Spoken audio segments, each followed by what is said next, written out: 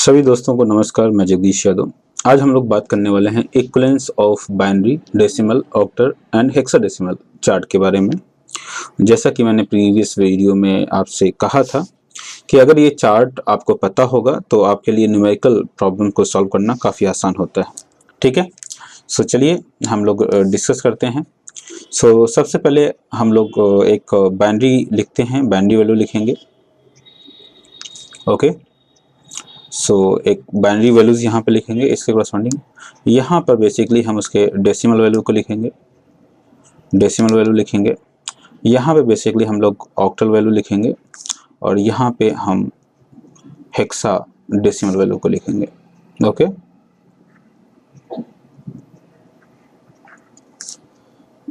ठीक है। Binary value अगर 0 है तो उसके करस्पॉन्डिंग जो वैल्यू होती है तो वो भी 0 होती है, और उसके करस्पॉन्डिंग वैल्यू जो ऑक्टल में होती है वो भी 0 होती है। हेक्सा में भी करस्पॉन्डिंग वैल्यू 0 ही होती है। ओके, अगर बाइनरी वैल्यू आपकी 1 है तो इसके करस्पॉन्डिंग जो डेसिमल वैल्यू है ये भी 1 होती है, ऑक्टल में भी 1 होती है एंड हेक्सा में भी 1 होती है। 1 0 जो बाइनरी है इसके करस्पॉन्डिंग जो वैल्यू होती है डेसिमल में वो 2 होती है, ऑक्टल में भी 2 होती है और हेक्सा में भी 2 होती है। 1 1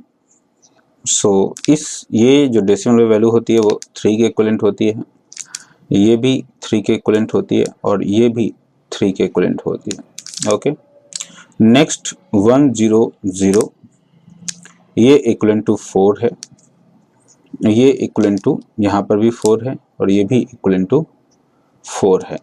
ओके, नेक्स्ट है आपके पास में 1 0 1, this particular value is equivalent to 5, here also 5 and here also 5. okay, next है 1 1 0, this is equivalent to 6, here equivalent to 6, here equivalent to 6. next value is 1 1 1, that is equivalent to 7, here it is also equivalent to the 7 and this is also equivalent to 7. okay,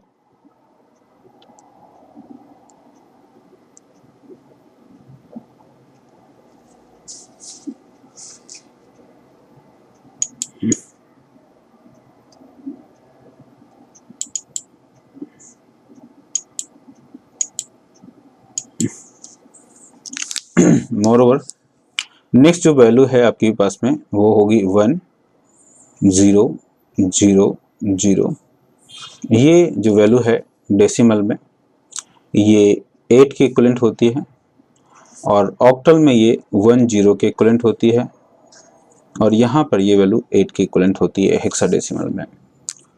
next जो है वो 1 0 0 1 है, ये value equivalent to decimal में 9 होती है, octal में ये 1 1 के इक्विवेलेंट होती है और हेक्सा में ये 9 के इक्विवेलेंट होती है। Next value is basically the 0 1 0, this is basically the decimal में 10, ऑक्टल में 1 2 12 एंड हेक्साडेसिमल ये एक ही वैल्यू होती है। And next is 1 0 1 1, this is equivalent to the 11 and in octal that is equivalent to 13 and that is equivalent to the B. Moreover, the 1 1 0 0 that is equivalent to 12 and that is equivalent to 14 and that is equivalent to C. okay, next is basically the 1 1 0 1, this value is equivalent to 13, this equivalent to 15 in octal, and this is equivalent to D in hexa. Okay,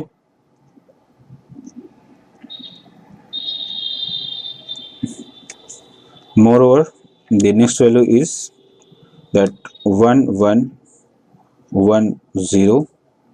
this is equivalent to 14, this is equivalent to 16, and that is equivalent to E in hexadecimal. Okay, and last value is 4 times 1, that is equivalent to 15 in decimal number system, and that will be 17 in octal, and that will be F, equivalent to F in hexadecimal. So अगर ये chart आपको पता होता है तो आपके लिए ये बहुत आसान होता है कि किसी भी वैल्यू को इजीली आप कन्वर्ट कर सकें। सो उम्मीद करता हूँ कि ये आपको चार्ट समझ में आया होगा। फिर भी अगर कोई डाउट्स या क्वेरी हैं तो आप मुझे कंसल्ट कर सकते हैं और इस चार्ट को आप नोट डाउन करें। ठीक है, इस चार्ट को आप